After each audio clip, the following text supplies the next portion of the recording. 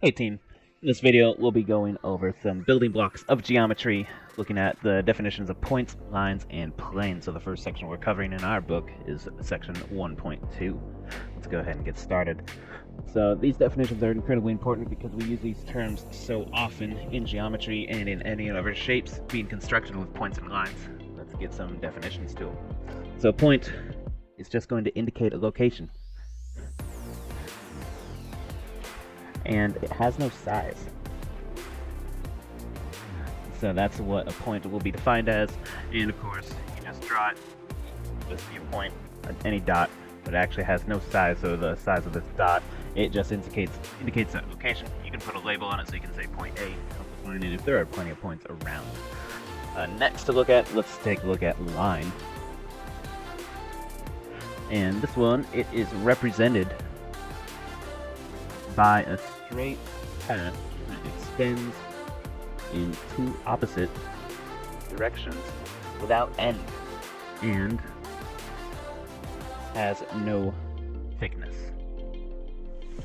So just like this has no size, the point has no size, well, the line has no thickness. So straight path extends in two opposite directions without end, has no thickness. So, and typically once you have 2 points, you create something that become a line. So here's a point, here's another point, and that line go without end to the top right and without end to the bottom left. And yeah, you can give these points labels if you wish. That is your line. It does not have any thickness. So a couple questions: how many points could a line have? So if I'm talking about how many points could a line have, so if I'm here on the line, how many points could be on this line? So kind of interesting to talk about. Well, you could have at least one here, right? Or a couple. You could have 2, right? But then you think about it, well, there's nothing stopping me in these 2 definitions to put a 3rd point on this line, or a 4th, or a 5th, or a 6th. And so if you keep zooming in and zooming in, you'll find space between 2 points, right? So if I zoom in, I'd get a space between these 2. If I zoom in, there's space right there. I could get another point if I wished, right? So the pattern would be I'd always be able to find space for a new point. Therefore, there's actually infinite points I could place on this line if you wanted to. So another question: how many lines can a point have?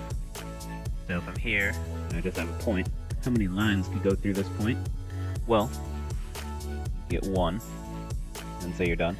But nothing is stopping a second line from going through right here. Nothing is stopping a 3rd line from going through right here, or a 4th line going through right here. And I could also find, if I zoom in, I could find space between these lines to fit more lines. So the same concept, there would be an infinite amount of lines. Alright, interesting to think about. Let's go on to a couple more words. So next to, let's define plane.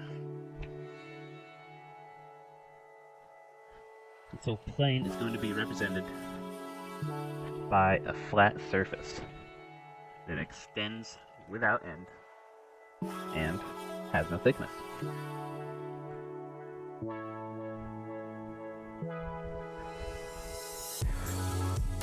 So here, if we did a quick drawing, instead of just a line, we're starting to get 2-dimensional, not 1-dimensional, so it'd be represented by any drawing like this.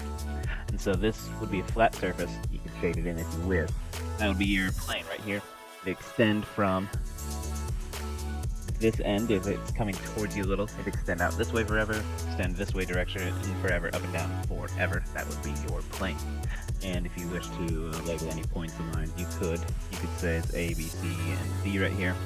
And if you're asked to label this plane, you'll have to use at least 3 of these points. So you would say it's plane A, B, C. Now you could say plane ADC if you wish. Yeah, plenty of options here. I'll just stick with basics, plane ABC. That way, hey, what plane are you referring to? Well, this one right here, plane ABC. Alright. And sometimes in the corner of a plane, you'd see a little letter that's not labeled as a point, it's just a little label. So if that's the case, you could say, hey, this is plane M. And so you'd have 2 options. You could say it's plane ABC or plane M. Either one would be correct if you had to name it. Alright, on to the next vocab term. Let's look at the define segment. So segment is part of a line, right? A segment of a line, part of a line that consists of two endpoints and all points between them. So segment, this one is not without end, so you'd have a point, extend all the way down here, and yeah, you could label it if you'd wish, so AB. So if I was labeling this and say, hey, what segment are you referring to? We'd say AB, then the label on top would have a segment with a couple dots there, or we could just do AB with no dots, no arrows, or anything like that to represent a segment. That brings up a good point. If I go back up here to our line, if I wanted to label this line, I would actually have to say this is BC. And the top, the very important, the top, I'd have two arrows indicating this is a line. I could also say it's CB, line CB, right? That'd also be correct, with two arrows indicating that it is a line. If I have the two arrows there, hey, it's telling me it's a line. If I have two dots here, like the one right here, I would have to say, hey, this is a segment. Or if I just have a line here without any arrows, without any dots, I would still say that right there is a segment. So there's another question. How many points can a plane hold? Right here, how many points could a plane hold? Well, still be infinite. Same here with a segment. How many points could a segment hold? Well, if you keep zooming in, you can find space between two more points and zoom in more. You get more points. Hey, awesome. Let's go on. We have 4 more terms, so halfway there we have the next one up is going to be array.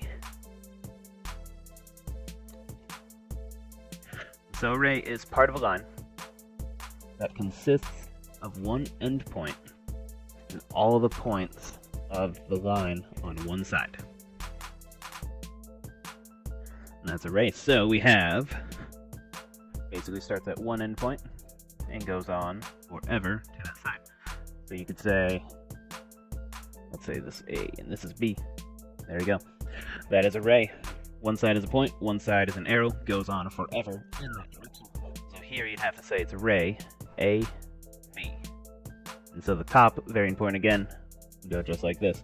And this one you cannot reverse because notice the point is at A, right here with the point. The arrow is on this side with B, so from A all the way going in that direction to B with the arrow. So that would indicate you labeling array. Let's see, next term, let's say we had opposite rays. Well, an opposite ray, it's just two rays that share the same midpoint and form a line.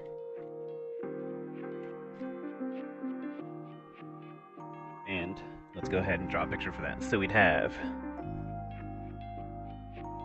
let's put A in the middle, mix it up a little bit, right? So A, B on the left, C on the right.